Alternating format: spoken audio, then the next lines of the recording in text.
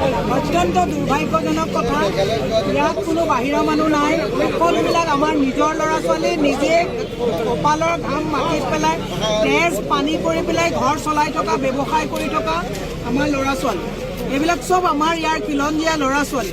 চৰকাৰে সততাই তেওঁলোকে প্ৰত্যেকটো কথাত সৰব হৈ থাকে, কিন্তু চৰকাৰে কিয় আজি 48 ঘণ্টা হৈ গ'ল এতিয়ালৈকে তেওঁলোকে কালিৰ পৰা ইমান বিক্ষোভ কৰি আছে, প্ৰতিবাদ কৰি আছে, কিয় চৰকাৰৰ প্ৰতিনিধি ইয়ালৈ অহা নাই? অত্যন্ত দুৰ্ভাগ্যজনক কথা।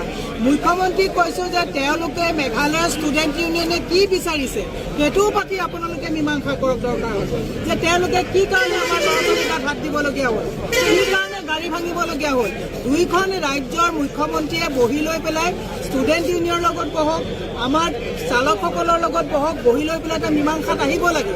মুখ্যমন্ত্ৰীয়ে কিয় তেওঁ কৈছে যে কৰ্ণাড চাংমাৰ লগত কথা পাতিছে, অকল কৰ্ণাড চাংমাৰ লগত কথা পাতিলে হ'ব নেকি? এওঁলোকৰ যে দুদিন গাড়ী বন্ধ হ'ল, এই দুদিন গাড়ী বন্ধ হৈ ইয়াত EMI সোমাই আছে, ইয়াত এই ঘৰ কেনেকৈ চলিব এওঁলোকৰ? এই কথাটো মুখ্যমন্ত্ৰীয়ে কিয় ভবা নাই? এইটো অত্যন্ত দুৰ্ভাগ্যজনক কথা।